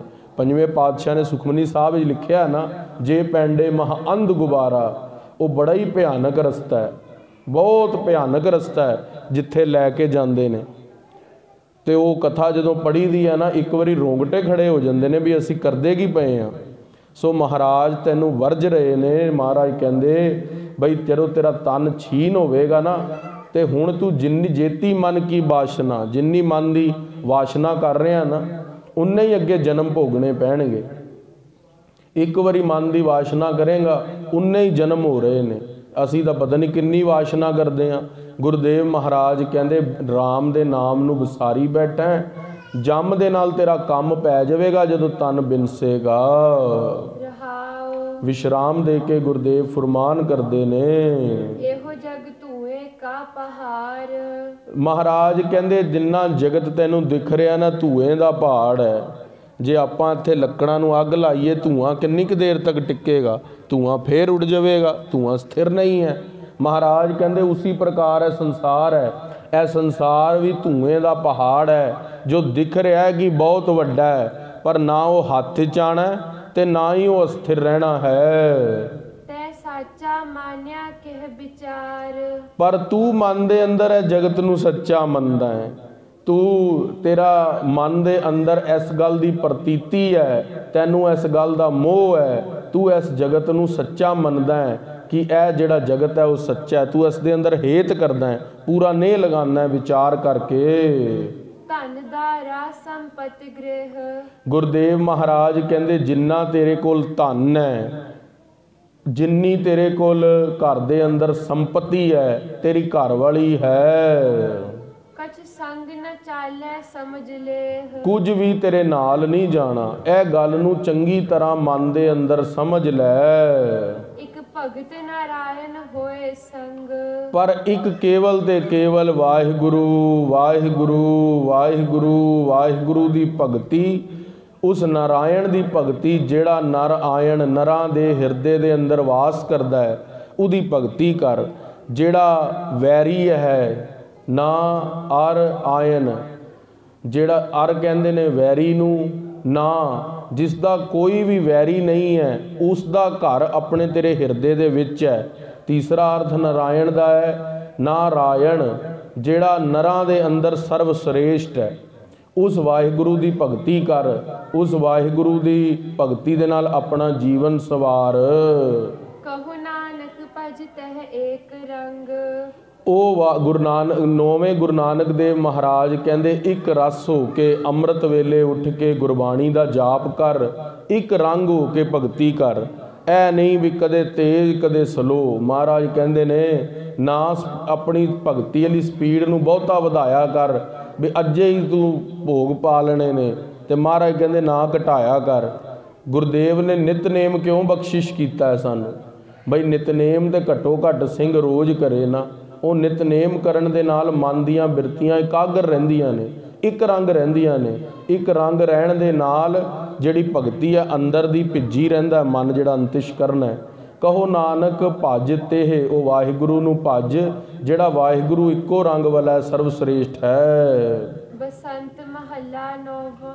ਨੌਵੇਂ ਪਾਤਸ਼ਾਹ ਮਹਾਰਾਜ ਬਸੰਤ ਰਾਗ ਦਾ ਅਖੀਰਲਾ ਸ਼ਬਦ ਉਚਾਰਨ ਕਰਦੇ ਨੇ। ਕਹਾਂ ਭੂਲਿਓ ਰੇ ਝੂਠੇ ਲੋਭ ਲਾਗ। ਗੁਰਦੇਵ ਮਹਾਰਾਜ ਕਹਿੰਦੇ ਝੂਠੇ ਲੋਭ ਦੇ ਅੰਦਰ ਕਿੱਥੇ ਉਲਝਿਆ ਪਿਆ ਤੂੰ। ਲੋਕ ਤੈਨੂੰ ਕਹਿੰਦੇ ਨੇ ਕਿ ਤੂੰ ਬੜਾ ਸੁੰਦਰ ਹੈ, ਤੂੰ ਖੁਸ਼ ਹੋ ਜਾਂਦਾ ਹੈ। ਲੋਕ ਕਹਿੰਦੇ ਨੇ ਤੇਰੇ ਕੋਲ ਬੜਾ ਧਨ ਹੈ, ਤੂੰ ਬੜਾ ਹੀ ਫੁੱਲ ਜਾਂਦਾ ਹੈ। ਤੇਰੀ ਜਰਾ ਜੀ ਕੋਈ ਉਸਤਤ ਕਰ ਦੇਵੇ, ਮਹਾਰਾਜ ਕਹਿੰਦੇ ਤੂੰ ਭੁੱਲ ਹੀ ਜਾਂਦਾ ਹੈ ਕਿ ਤੇਰੇ ਗੁਣਾਂ ਦੀ ਉਸਤਤ ਹੈ, ਉਹ ਗੁਣ ਵਾਹਿਗੁਰੂ ਦੇ ਦਿੱਤੇ ਨੇ। ਤੂੰ ਭੁੱਲ ਜਾਂਦਾ ਹੈ ਝੂਠੀ ਉਸਤਤ ਦੇ ਅੰਦਰ, ਝੂਠੇ ਲੋਭ ਦੇ ਅੰਦਰ ਲੱਗ ਕੇ ਆਪਣਾ ਆਪਾ ਭੁਲਾ ਲੈਣਾ ਹੈ। ਕਛ ਬਿਗੜਿਓ ਨਾਹਿਨ ਅਜੋ ਜਾਗ। ਗੁਰਦੇਵ ਮਹਾਰਾਜ ਕਹਿੰਦੇ ਹਜੇ ਵੀ ਕੱਛ ਨਹੀਂ ਵਿਗੜਿਆ, ਅਜੂ ਕੱਛ ਬਿਗੜਿਓ ਨਹੀਂ, ਹਜੇ ਕੁਝ ਨਹੀਂ ਵਿਗੜਿਆ। ਜੋ ਹਰ ਗੁਣ ਗਾਵੇ, ਹਰੀ ਦੇ ਗੁਣ ਗਾ ਲੈ, ਹਜੇ ਵੀ ਵਾਹਿਗੁਰੂ ਬੋਲ ਲੈ। ਹਜੇ ਵੀ ਤੇਰੀ ਉਮਰ ਦੇ ਅੰਦਰ ਜਿੰਨੇ ਸਵਾਸ ਪਏ ਨੇ, ਜੇ ਉਨੇ ਦੇ ਵੀ ਰੱਬ ਦੀ ਕਿਰਪਾ ਦੇ ਨਾਲ ਤੂੰ ਨਾਮ ਜਪ ਲਿਆ ਤੇ ਤੇਰੀ ਅੱਗੇ ਕੀ ਪਤਾ ਵਾਹਿਗੁਰੂ ਤੇਰੇ ਤੇ ਕਿਰਪਾ ਕਰ ਦੇਵੇ, ਮੁਕਤੀ ਹੋ ਜਾਵੇ। ਜਿੰਨੇ ਤੇਰੇ ਪਾਪ ਕਰਮ ਨੇ ਉਹ ਨਾਸ਼ ਹੋ ਜਾਣ। ਗੁਰਦੇਵ ਮਹਾਰਾਜ ਕਹਿੰਦੇ ਹਜੇ ਕੁਝ ਵਿਗੜਿਆ ਨਹੀਂ ਹੈ, ਹਜੇ ਹੇ ਮੇਰੇ ਮਨਾ ਤੂੰ ਜਾਗ ਲੈ, ਜਾਗ ਲੈ ਰੇ ਮਨਾ ਜਾਗ ਲੈ। ਤੂੰ ਭਗਤੀ ਕਰ, ਜਾਗਨਾ ਜਾਗਨ ਨੀਕਾ, ਹਰ ਕੀਰਤਨ ਮੈਂ ਜਾਗਨਾ। ਹਰੀ ਦੀ ਕੀਰਤੀ ਕਰ ਜਾਗ ਕੇ। ਰਹਾਉ ਵਿਸ਼ਰਾਮ ਦੇ ਕੇ ਗੁਰਦੇਵ ਫੁਰਮਾਨ ਕਰਦੇ ਨੇ। ਸਮ ਸੁਪਨੇ ਕੈ ਇਹੋ ਜਗ ਜਾਨ। ਗੁਰਦੇਵ ਮਹਾਰਾਜ ਕਹਿੰਦੇ ਜਿੰਨਾ ਵੀ ਜਗਤ ਹੈ ਨਾ ਸੁਪਨੇ ਵੱਤ ਹੈ। ਜਿੰਨਾ ਸੰਸਾਰ ਦੇਖ ਰਹੇ ਹੈ ਕਿ ਇਹ ਸੰਸਾਰ ਜਿਹੜਾ ਹੈ ਉਹ ਜਿਸ ਤਰ੍ਹਾਂ ਸੁਪਨਾ ਹੈ ਨਾ, ਕੋਈ ਬੰਦਾ ਉੱਠਿਆ ਤੇ ਉਹ ਉੱਠ ਕੇ ਕਹਿੰਦਾ ਵੀ ਸੁਪਨਾ ਸੀਗਾ ਇਹ ਤਾਂ। ਰਾਜ ਭੁਜੰਗ ਪ੍ਰਸੰਗ ਜੈਸੇ ਹੈ ਅਬ ਕਛ ਮਰਮ ਜਨਾਇਆ। ਜਿਸ ਤਰ੍ਹਾਂ ਰੱਜੂ ਹੈ, ਰੱਜੂ ਕਹਿੰਦੇ ਨੇ ਰੱਸੀ ਨੂੰ, ਭੁਜੰਗ ਕਹਿੰਦੇ ਨੇ ਸੱਪ ਨੂੰ। ਉਹ ਰੱਸੀ ਤੇ ਸੱਪ ਜਿਸ ਤਰ੍ਹਾਂ ਹਨੇਰੇ ਦੇ ਅੰਦਰ ਘੁਸਮੁਸੜੇ ਮੌਸਮ ਦੇ ਅੰਦਰ ਰੱਸੀ ਦੇ ਅੰਦਰ ਉਹ ਸੱਪ ਦਿਸਦਾ ਹੈ, ਪਰ ਹੈ ਉਹ ਰੱਸੀ।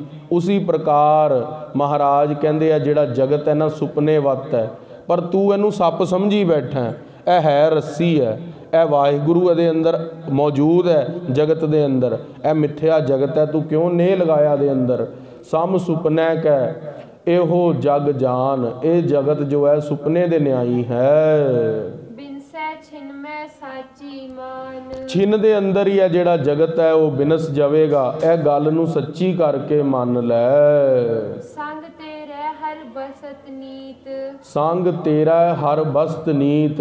ਉਹ ਵਾਹਿਗੁਰੂ ਅਕਾਲ ਪੁਰਖ ਸਦਾ ਹੀ ਤੇਰੇ ਨਾਲ ਵਸਦਾ।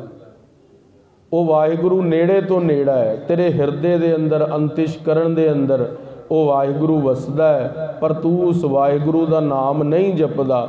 ਯੋਗੀਆਂ ਦੇ ਹਿਰਦੇ ਦੇ ਅੰਦਰ ਉਹ ਵਿਗਾਸ ਹੈ ਤੇ ਭੋਗੀਆਂ ਦੇ ਹਿਰਦੇ ਦੇ ਅੰਦਰ ਉਦਾਸ ਹੈ। ਭਰਥਰੀ ਵਿਰਾਗ ਸ਼ਤਕ ਦੇ ਅੰਦਰ ਇਹ ਗੱਲ ਲਿਖਦੇ ਨੇ, ਕਹਿੰਦੇ ਬਈ ਜਿਹੜੇ ਯੋਗੀ ਨੇ ਪਰਮਾਤਮਾ ਦਾ ਸਭ ਦੇ ਅੰਦਰ ਵਸਦਾ ਹੈ, ਪਰ ਜਿਹੜੇ ਵਿਸ਼ਈ ਪੁਰਖ ਨੇ ਉਹਨਾਂ ਦੇ ਅੰਦਰ ਉਦਾਸ ਹੈ, ਤੇ ਜਿਹੜੇ ਜੁੜੇ ਹੋਏ ਨੇ ਯੋਗੀ ਨੇ ਉਹਨਾਂ ਦੇ ਹਿਰਦੇ ਦੇ ਅੰਦਰ ਪ੍ਰਕਾਸ਼ ਹੈ। ਉਹ ਵਾਹਿਗੁਰੂ ਵਸਦਾ ਸਭ ਜਗ੍ਹਾ ਤੇ ਹੈ, ਤੇਰੇ ਵੀ ਨਾਲ ਹੈ, ਪਰ ਉਸ ਨੂੰ ਨਾਲ ਜਾਪਣ ਦੇ ਲਈ ਤੈਨੂੰ ਰਸਨਾ ਤੋਂ ਜਪਣਾ ਪਵੇਗਾ, ਸਰਵਣ ਕਰਨਾ ਪਵੇਗਾ ਬਾਣੀ ਨੂੰ।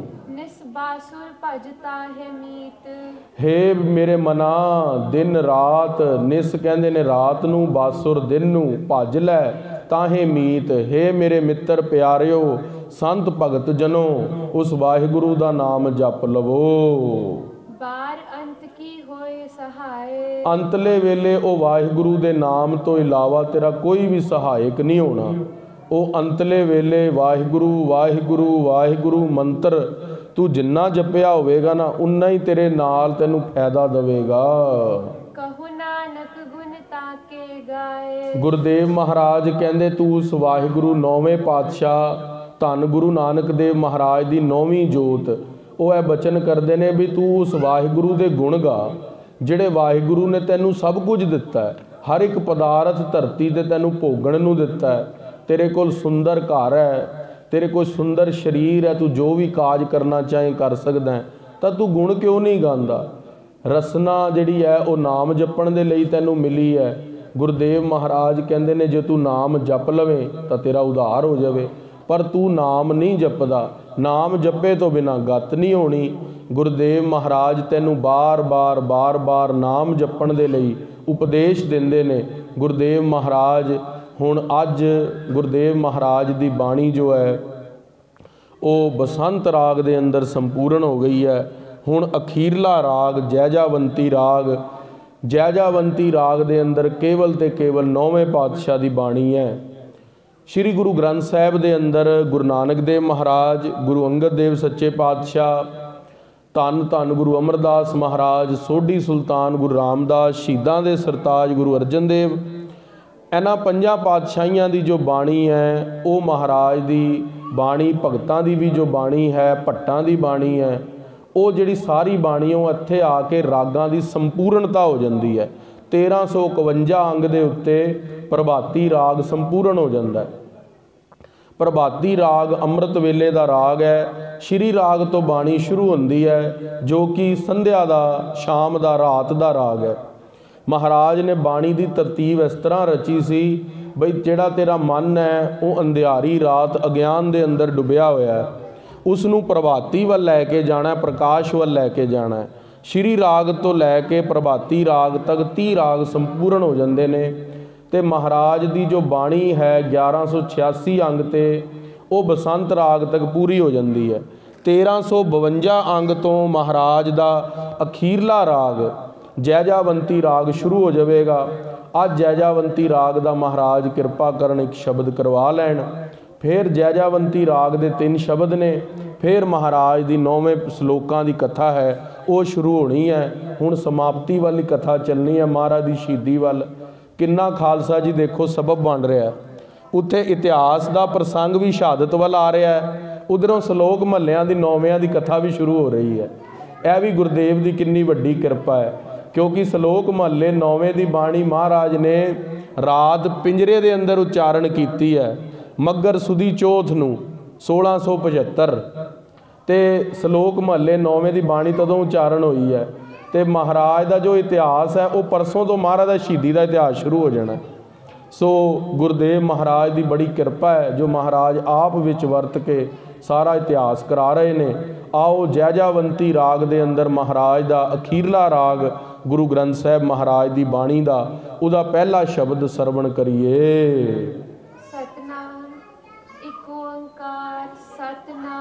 एक परमात्मा है, ओंकार सारियां दा प्रकाशक है, त्रई काल बाद है, सुजाति विजाति ते स्वैगत भेद तो परे है।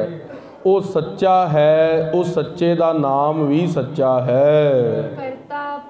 वो वाहिगुरु सारियां नूं करन वाला है, पुर दे अंदर समाया होया है। ते वो वाहिगुरु दी होंद तो इलावा कोई भी पुरख नहीं है। वो वाहिगुरु निर्भौ है, किसी तो डरदा नहीं, किसी नूं डरांदा नहीं, सारियां दे अंदर अपनी होंद बना के रखदा है। वो वाहिगुरु निर्वैर है, ना ही किसी दे नाल वैर करदा है। कोई रजोगुणी है, तमोगुणी है, सतोगुणी है, कोई मुमोक्षु है, कोई पामर है, कोई जिग्यासु है। वो वाहिगुरु दा किसी दे नाल कोई वैर नहीं। वो वाहिगुरु अकाल दी मूरत है। उसकी मूरत कैसी है? अकाल तो रहत, काल तो रहत, उसनू कोई नाश नहीं कर सकता उसकी मूर्ति नू। वो वाहिगुरु जूना तो रहत है, वो वाहिगुरु जूना दे अंदर नहीं आउंदा।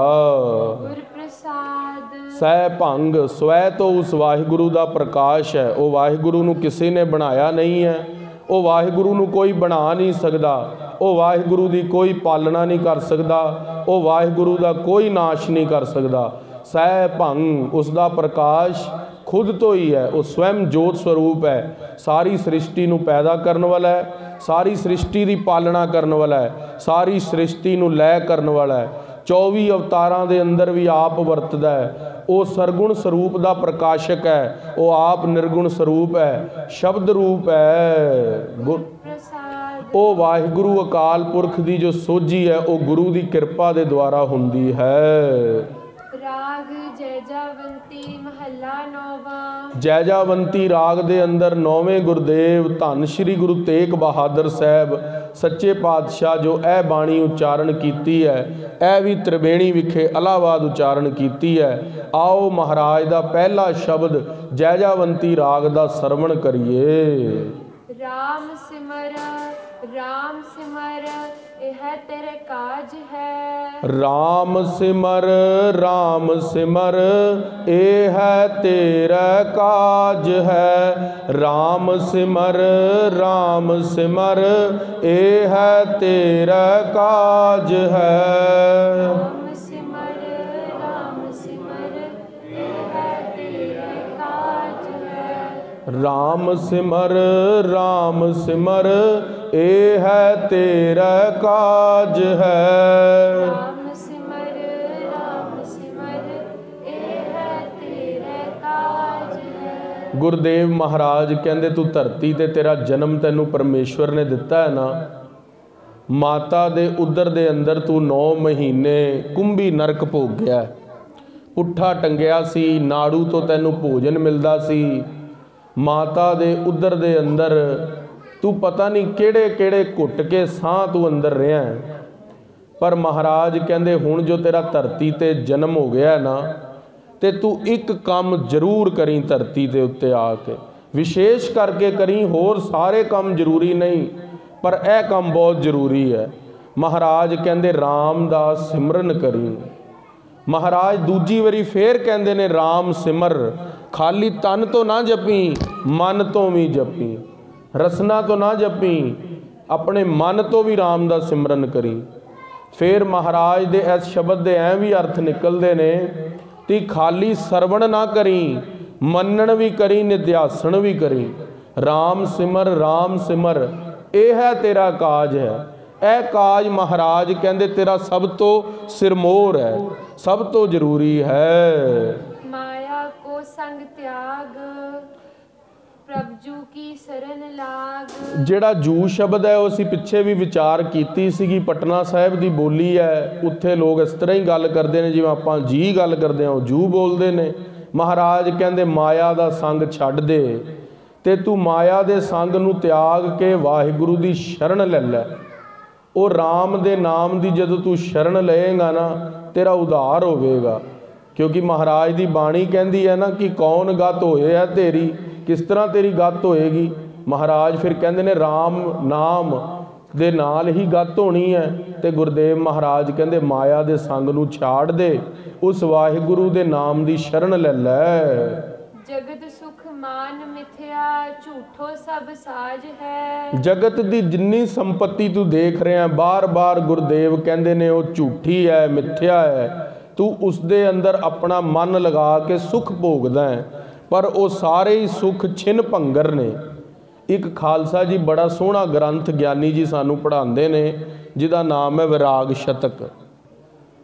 एक भरथरी राजा होया, उसकी 1400 राणियां सी, बहुत धर्मी राजा सीगा, ते सिद्धां दा गुरु गोरखनाथ दा चेला भी बनया। वो भरथरी जो सी ना, उहदी 1400 राणियां सी, जिस चों एक राणी सी पिंगला, जो कि अप्सरावां तो भी ज़्यादा सुंदर सी। अप्सरा भी उस तो सुंदर नहीं सी। जिहड़ी कामदेव दी घरवाली है उस तो भी ज़्यादा सुंदर सी। इंद्र दी घरवाली रत्ती तो भी ज़्यादा सुंदर सी। वो पिंगला जिहड़ी सी उस नाल बहुत प्यार करदा सी भरथरी। विराग शतक ग्रंथ क्यों लिखिया? क्योंकि भरथरी राजे ने 3 ग्रंथ लिखे ने। एक ग्रंथ लिखिया है राज शतक, वो नहीं पढ़ाया जाता गुरमत दे अंदर। दूसरा लिखिया है श्रृंगार शतक, ਇਸਤਰੀਆਂ ਦੇ ਸ਼ਿੰਗਾਰ, ਦੂਸਰਾ ਰਾਜ ਪਾਠ ਕਿਸ ਤਰ੍ਹਾਂ ਕਰਨਾ ਹੈ। ਤੀਸਰੇ ਗ੍ਰੰਥ ਦੀ ਮੈਂ ਉਥਾਨਕਾ ਤੁਹਾਡੇ ਨਾਲ ਗੁਰੂ ਕਿਰਪਾ ਨਾਲ ਸਾਂਝੀ ਕਰਨ ਲੱਗਿਆ। ਉਹ ਪਿੰਗਲਾ ਜਿਹੜੀ ਸੀਗੀ ਉਸਦੀ ਘਰਵਾਲੀ ਬਹੁਤ ਸੁੰਦਰ ਸੀ। ਉਹ ਪਿੰਗਲਾ ਜਿਹੜੀ ਘਰਵਾਲੀ ਸੀ ਜਿਸ ਨਾਲ ਉਹ ਬਹੁਤ ਨੇਹ ਵੀ ਕਰਦਾ ਸੀ। ਇੱਕ ਦਿਨ ਭਰਥਰੀ ਸ਼ਿਕਾਰ ਖੇਡਦਾ ਜੰਗਲ ਦੇ ਅੰਦਰ ਗਿਆ। ਜਦੋਂ ਜੰਗਲ ਦੇ ਅੰਦਰ ਗਿਆ ਇੱਕ ਮਹਾਂਪੁਰਖ ਮਿਲੇ, ਕਿਹਾ ਭਰਥਰੀ ਤੂੰ ਬਹੁਤ ਧਰਮੀ ਹੈ, ਮੈਂ ਤੇਰੇ ਰਾਜ ਤੇ ਬਹੁਤ ਪ੍ਰਸੰਨ ਹਾਂ, ਇਹ ਅਮਰ ਫਲ ਲੈ ਤੇ ਤੂੰ ਇਹ ਅਮਰ ਫਲ ਛਕ ਲੈ, ਤੂੰ ਕਦੇ ਵੀ ਧਰਤੀ ਤੋਂ ਚੜ੍ਹਾਈ ਨਹੀਂ ਕਰੇਗਾ, ਅਮਰ ਰਹੇਗਾ। ਰਾਜੇ ਨੇ ਸੋਚਿਆ ਮੈਂ ਅਮਰ ਫਲ ਲੈ ਕੇ ਕੀ ਕਰਨਾ ਹੈ, ਮੇਰਾ ਸਭ ਤੋਂ ਜ਼ਿਆਦਾ ਪਿਆਰ ਤਾਂ ਮੇਰੀ ਘਰਵਾਲੀ ਦੇ ਨਾਲ ਹੈ। ਉਹ ਜਾ ਕੇ ਅਮਰ ਫਲ ਆਪਣੀ ਘਰਵਾਲੀ ਪਿੰਗਲਾ ਨੂੰ ਦੇ ਦਿੰਦਾ। ਗੁਰਦੇਵ ਮਹਾਰਾਜ ਸੱਚੇ ਪਾਤਸ਼ਾਹ ਦਾ ਜੋ ਸ਼ਬਦ ਆ ਰਿਹਾ ਨਾ ਕਿ ਜਿਹੜਾ ਜਗਤ ਦੇ ਸੁੱਖ ਨੇ ਉਹ ਮਿੱਥਿਆ ਨੇ, ਉਸ ਗੱਲ ਦਾ ਮੈਂ ਤੁਹਾਡੇ ਨਾਲ ਕੋਸ਼ਿਸ਼ ਕਰ ਰਿਹਾ ਵੀ ਤੁਹਾਡੇ ਸਨਮੁਖ ਉਹ ਵਿਸ਼ੇ ਰੱਖ ਸਕਾਂ। ਤੇ ਜਦੋਂ ਭਰਥਰੀ ਨੇ ਘਰਵਾਲੀ ਪਿੰਗਲਾ ਨੂੰ ਉਹ ਵਰ ਦੇ ਦਿੱਤਾ ਅਮਰ ਫਲ, ਉਸਨੇ ਸੋਚਿਆ ਵੀ ਰਾਜਾ ਜੋ ਹੈ ਉਹਨੇ ਉਹ ਫਲ ਮੈਨੂੰ ਦੇ ਦਿੱਤਾ, ਪਿੱਛੇ ਦੀ ਪੂਰੀ ਕਹਾਣੀ ਪਿੰਗਲਾ ਨੂੰ ਨਹੀਂ ਪਤਾ ਬਈ ਉਹ ਅਮਰ ਫਲ ਉਸਨੂੰ ਰਿਸ਼ੀ ਨੇ ਕੀ ਸਮਝ ਕੇ ਦਿੱਤਾ ਬਈ ਧਰਤੀ ਦੇ ਸਭ ਤੋਂ ਵੱਡਾ ਧਰਮੀ ਰਾਜਾ ਹੈ। ਉਹ ਜਿਹੜਾ ਫਲ ਪਿੰਗਲਾ ਜਿਹੜੀ ਹੈ ਉਹ ਅੱਗੇ ਇੱਕ ਅਸਤਬਲ ਦੇ ਅੰਦਰ ਜਾਂ ਕਹਿ ਲਓ ਵੀ ਘੋੜਿਆਂ ਦੀ ਮਾਲਿਸ਼ ਕਰਨ ਵਾਲੇ ਦੇ ਨਾਲ ਪ੍ਰੇਮ ਕਰਦੀ ਸੀ। ਉਹ ਆਪਣਾ ਅਮਰ ਫਲ ਉਸ ਜਿਸ ਨਾਲ ਪ੍ਰੇਮ ਕਰਦੀ ਸੀ, ਸਰੀਰਕ ਪ੍ਰੇਮ ਕਰਦੀ ਸੀ, ਉਹ ਉਸ ਨੂੰ ਦੇ ਦਿੰਦੀ ਹੈ। ਉਹ ਕਹਿੰਦੀ ਬਈ ਅਮਰ ਫਲ ਤੂੰ ਛਕ, ਮੈਂ ਤੇ ਪ੍ਰੇਮ ਤੇਰੇ ਨਾਲ ਕਰਦੀ ਹਾਂ। ਜਦੋਂ ਉਸਨੇ ਆਪਣੇ ਕੋਲ ਰੱਖ ਲਿਆ ਉਹ ਅਮਰ ਫਲ, ਰਾਤ ਘਰ ਗਿਆ। ਉਹ ਅੱਗੇ ਇੱਕ ਵੇਸ਼ਵਾ ਦੇ ਨਾਲ ਪਿਆਰ ਕਰਦਾ ਸੀ, ਆਖਣਾ ਕਰੋ ਸਤਨਾਮ। ਉਹਨੇ ਆਪਣਾ ਫਲ ਉਹ ਵੇਸ਼ਵਾ ਨੂੰ ਦੇ ਦਿੱਤਾ। ਉਹਨੇ ਕਿਹਾ ਵੀ ਮੈਂ ਫਲ ਕੀ ਕਰਾਂਗਾ, ਮੈਂ ਤਾਂ ਇਸ ਵੇਸ਼ਵਾ ਤੋਂ ਜ਼ਿਆਦਾ ਆਪਣੀ ਜ਼ਿੰਦਗੀ ਕੁਰਬਾਨ ਕਰਨ ਲਈ ਤਿਆਰ ਹਾਂ, ਇਸ ਫਲ ਨੂੰ ਛਕੇ ਕਿਉਂਕਿ ਮੈਂ ਇਹਨੂੰ ਪਿਆਰ ਕਰਦਾ। ਉਹ ਵੇਸ਼ਵਾ ਰਾਤ ਫਲ ਘਰ ਰੱਖਦੀ ਹੈ। ਖਾਲਸਾ ਜੀ ਜਦੋਂ ਪਰਮਾਤਮਾ ਸੋਝੀ ਦਿੰਦਾ ਉਹ ਫਿਰ ਕੰਨਾਂ ਤੋਂ ਵੀ ਉਪਦੇਸ਼ ਕਰਵਾ ਲੈਂਦਾ। ਤੇ ਉਹ ਵੇਸ਼ਵਾ ਨੇ ਸੋਚਿਆ ਮੈਂ ਸਾਰੀ ਉਮਰ ਆਪਣਾ ਸਰੀਰ ਗਲਤ ਕੰਮ ਵਿੱਚ ਉਪਯੋਗ ਕੀਤਾ, ਲੋਕਾਂ ਦਾ ਜੱਤ ਸੱਤ ਭੰਗ ਕੀਤਾ, ਮੈਂ ਇਸ ਫਲ ਨੂੰ ਖਾ ਕੇ ਅਮਰ ਹੋ ਕੇ ਹੋਰ ਕਿਉਂ ਜੱਤ ਸੱਤ ਭੰਗ ਕਰਨੇ ਨੇ। ਉਹ ਫਲ ਲੈ ਕੇ ਉਹ ਵਾਪਸ ਰਾਤ ਨੂੰ ਹੀ ਭਰਥਰੀ ਦੇ ਦਰਬਾਰ 'ਚ ਆ ਜਾਂਦੀ ਹੈ। ਜਦੋਂ ਭਰਥਰੀ ਦੇ ਦਰਬਾਰ 'ਚ ਆਉਂਦੀ ਹੈ, ਸਿਪਾਹੀਆਂ ਨੂੰ ਬੋਲਦੀ ਹੈ ਮੈਨੂੰ ਹੁਣੇ ਹੀ ਰਾਜਾ ਨੂੰ ਮਿਲਣਾ ਹੈ। ਉਹ ਤਾਂ ਹੀ ਤਾਂ ਧਰਮੀ ਸੀ ਬਈ 24 ਘੰਟੇ 'ਚ ਕਦੋਂ ਵੀ ਕੋਈ ਪ੍ਰਜਾ 'ਚੋਂ ਆ ਜਾਵੇ, ਕੋਈ ਕਿਸ ਤਰ੍ਹਾਂ ਦਾ ਵੀ ਵਿਅਕਤੀ ਹੋਵੇ, ਉਸ ਨੂੰ ਕਦੇ ਕੋਈ ਮਨਾਹੀ ਨਹੀਂ ਸੀਗੀ। ਇਹ ਵੀ ਇੱਕ ਧਰਮੀ ਰਾਜੇ ਦਾ ਲੱਛਣ ਸੀ। ਤੇ ਜਦੋਂ ਅੰਦਰ ਆ ਜਾਂਦੀ ਹੈ, ਰਾਜੇ ਨੂੰ ਮਿਲਣ ਲਈ ਮਿਲਵਾਇਆ ਜਾਂਦਾ ਹੈ। ਉਹ ਆਪਣੇ ਅੰਗ ਢੱਕ ਕੇ, ਅੱਖਾਂ ਨੀਵੀਆਂ ਕਰਕੇ ਰਾਜਨ ਨੂੰ ਵਸਤਰ ਖੋਲ ਕੇ ਫਲ ਅੱਗੇ ਕਰਦੀ ਹੈ। ਰਾਜਨ, ਇਹ ਇੱਕ ਅਮਰ ਫਲ ਹੈ, ਮੈਨੂੰ ਮੇਰੇ ਸਨੇਹ ਕਰਨ ਵਾਲੇ ਇੱਕ ਪ੍ਰੇਮੀ ਨੇ ਦਿੱਤਾ ਹੈ, ਪਰ ਇਸ ਫਲ ਦੀ ਹੱਕਦਾਰ ਮੈਂ ਨਹੀਂ, ਤੂੰ ਧਰਤੀ ਤੇ ਧਰਮੀ ਰਾਜਾ, ਇਸ ਫਲ ਦਾ ਹੱਕਦਾਰ ਤੂੰ ਹੈ। ਰਾਜਾ ਧਰਤੀ ਤੇ ਗਸ਼ ਖਾ ਕੇ ਗਿਰ ਪੈਂਦਾ ਹੈ ਤੇ ਉਹ ਕਹਿੰਦਾ ਹੇ ਤ੍ਰਿਏ, ਹੇ ਇਸਤਰੀ। ਉਹ ਕਹਿੰਦਾ ਦੱਸ ਤੈਨੂੰ ਇਹ ਫਲ ਕਿੰਨੇ ਦਿੱਤਾ। ਉਹਨੇ ਸਾਰੀ ਗੱਲ ਦੱਸੀ ਵੀ ਮੈਨੂੰ ਤਾਂ ਫਲ ਮੇਰੇ ਪ੍ਰੇਮੀ ਨੇ ਦਿੱਤਾ। ਉਸ ਤੋਂ ਬਾਅਦ ਉਹ ਪੁੱਛਦਾ ਹੈ ਉਸ ਪ੍ਰੇਮੀ ਨੂੰ ਤੈਨੂੰ ਫਲ ਕਿੰਨੇ ਦਿੱਤਾ। ਡੰਡ ਦਾ ਮਾਰਿਆ ਦਰਦਾ ਕਹਿੰਦਾ ਮੈਨੂੰ ਤਾਂ ਪਿੰਗਲਾ ਨੇ ਦਿੱਤਾ। ਪਿੰਗਲਾ ਨੂੰ ਦਰਬਾਰ ਦੇ ਅੰਦਰ ਦੁਬਾਰਾ ਨਹੀਂ ਬੁਲਾਇਆ। 1400 ਰਾਣੀਆਂ ਨੂੰ ਛੋੜ ਕੇ ਰਾਜਾ ਭਰਥਰੀ ਘਰ ਛੋੜ ਕੇ ਚਲਾ ਗਿਆ। ਕਹਿੰਦਾ ਜਿਸ ਇਸਤਰੀ ਨਾਲ ਨੇਹ ਕੀਤਾ ਉਸ ਇਸਤਰੀ ਨੇ ਧੋਖਾ। ਉਸਨੇ ਫਿਰ ਇੱਕ ਗ੍ਰੰਥ ਦੀ ਰਚਨਾ ਕੀਤੀ, ਵਿਰਾਗ ਸ਼ਤਕ। ਉਹ ਵਿਰਾਗ ਸ਼ਤਕ ਪੜ੍ਹ ਕੇ ਭਰਥਰੀ ਜੀ ਨੂੰ ਵਿਰਾਗ ਹੋਇਆ ਤੇ ਉਹ ਗੁਰੂ ਨਾਨਕ ਸਾਹਿਬ ਮਹਾਰਾਜ ਸੱਚੇ ਪਾਤਸ਼ਾਹ ਨੂੰ ਵੀ ਮਿਲੇ। ਫਿਰ ਉਹਨਾਂ ਦਾ ਜੋਗ ਪੂਰਾ ਹੋਇਆ, ਸੱਚਖੰਡ ਨੂੰ ਗਏ ਸੀ। ਉਹ ਕਥਾ ਪੂਰੀ ਵਿਰਾਗ ਸ਼ਤਕ ਗ੍ਰੰਥ ਦੇ 21 ਸੂਤਰ ਨੇ, 21 ਚੈਪਟਰ ਨੇ, ਬੜੇ ਰਸਮਈ ਨੇ। ਕੋਈ ਵਿਦਵਾਨ ਸੱਜਣ ਪੜ੍ਹਾਏ ਆਪ ਤੋਂ ਨਹੀਂ ਆਉਂਦੇ। ਹੋ ਜੇ ਅੱਜ ਤੁਸੀਂ ਪੁਸਤਕ ਲੈ ਕੇ ਜਾਓ ਨਾ ਚਤਰ ਸਿੰਘ ਜੀਵਨ ਸਿੰਘ ਤੋਂ ਜਾਂ ਟਕਸਾਲ ਵਾਲਿਆਂ ਤੋਂ 150 ਰੁਪਏ ਦੀ ਪੁਸਤਕ ਹੈ, ਮਿਲ ਜਾਂਦੀ ਹੈ, ਪਰ ਆਪ ਨਹੀਂ ਪੜ੍ਹੀ ਜਾਂਦੀ। ਅੱਜ ਕਹਿੰਦੇ ਨੇ ਨਾ ਗੁਰੂ ਗ੍ਰੰਥ ਸਾਹਿਬ ਮਹਾਰਾਜ ਸਾਡੇ ਗੁਰੂ ਨੇ। ਖਾਲਸਾ ਜੀ ਇਹ ਤਾਂ PhD ਤੋਂ ਵੀ ਗਾਹਾਂ ਦੀ ਪੜ੍ਹਾਈ ਹੈ। इस नूं पढ़न दे लई पता नहीं किन्ने ग्रंथ पहलां पढ़ने ने। अज कहंदे ने ना भी गुरु ग्रंथ साहिब महाराज ही गुरु ने, वो वाकई गुरु ने, पर उस गुरु तक पहुँचण लई पता नहीं किन्ने ग्रंथ पढ़ने ने। तो विराग शतक भरथरी जी ने लिखिया ते महाराज यह जणांदे ने, देखो खालसा जी उहदी कथा आंदी है पूरी गुर इतिहास दे अंदर, नानक प्रकाश ग्रंथ दे अंदर। तो जिहड़ा भरथरी राजा सी उसनूं इस तरह विराग होया तो उन्हें विराग शतक ग्रंथ लिखिया। तो जदों विराग शतक ग्रंथ पूरा हो गया, भरथरी घर छोड़ के गया सी, केवल एक इट ते पोटली झोले ते लैके गया सी, कथा लंबी हो जाएगी। वो जदों इट लैके गया उन्हें रस्ते ते देखा एक बंदा बांह दा सराहना ला के सुत्ता पिया, उन्हें इट भी छोड़ दी। तो जदों जंगल के अंदर पहुंचा देखा कि ऋषि पत्ते बन के नगेज कज के अपना तप कर रहा, उन्हें पोटली भी सुट दी। फिर भरथरी ने बिल्कुल एक रस हो के परमात्मा का भजन किया तो परमात्मा की सिद्धि हुई। सो खालसा जी महाराज कह रहे ने कि तू किहड़े ने लगाई बैठा है, यह धरती ते भरथरी वर्गे राजे भी होए ने, जिन्हां दी रत्ती तो भी सुंदर इस्त्रियां होईयां ने, उन्होंने भी इस जगत नूं झूठा कह दिता ते तू किते ने लाई बैठा है। महाराज कहंदे मिथ्या झूठो सब साज है, सारा जगत झूठा झूठा है। विश्राम दे के गुरुदेव फरमान करते ने, सुपने जो धन पछान। महाराज कहंदे सुपने दे वत है संसार, ते जिहड़ा धन है ना वो हथ दी मैल है। गुरु रामदास महाराज के दरबार च संगत माया दिंदी सी ना, बाबा पिरथी चंद गिणदे रहिंदे हुंदे सीगे। ते एक दिन माया ज़्यादा आ गई तो बाबा पिरथी चंद प्रशादे के टाइम थोड़ा लेट पहुँचे। गुरु रामदास महाराज कहंदे बाबा पिरथी चंद जी लेट आए हो, प्रशादे का समा सी, क्या महाराज धन बहुत आया सी, वो गिण रहे सी। महाराज कहंदे कदों गिणिया धन, कहंदे महाराज मैं हुणे गिण के आए हैं। महाराज कहंदे अपने हत्थ दिखाओ, सिक्कियां दे उत्ते ना कालिश हुंदी है, वो कालिश हत्थ ते आ जाती है। कहंदे महाराज आ देखो हत्थ काले हो गए। महाराज कहंदे जिहड़ी माया नूं बाहरों गिण के आए हो उहदे नाल हत्थ काले हो गए, जे उहदी छोह अंदर प्राप्त हो जाए तो मन भी काला हो जाता। आखना करो सतनाम। इस करके माया तो महाराज ने शुरू तो परहेज रखे। सो गुरुदेव महाराज कहंदे सुपने जो धन पछान, जिहड़ा धन है वह भी सुपने दे न्याई है। काहे पर करत मान, क्यों मान करदा है, इस धन का क्यों मान करदा है, धन का मान ना करया कर। इस दे उत्ते भी गुरु इतिहास के करोड़ों ही प्रमाण ने, पर समा वधीक हो गया है। काहे पर करत मान, बारू की भीत जैसे वसुधा को राज है। महाराज कहंदे बई जेड़ी बारू दी भीत है ना, जिवें रेत हुंदी है, वो हत्थ दे अंदर फड़ लईए किन्नी क देर रहेगी। वो हत्थ दी रेत, समुंदर तो रेत लियाए मुट्ठी च बंद करी वो निकल जाएगी।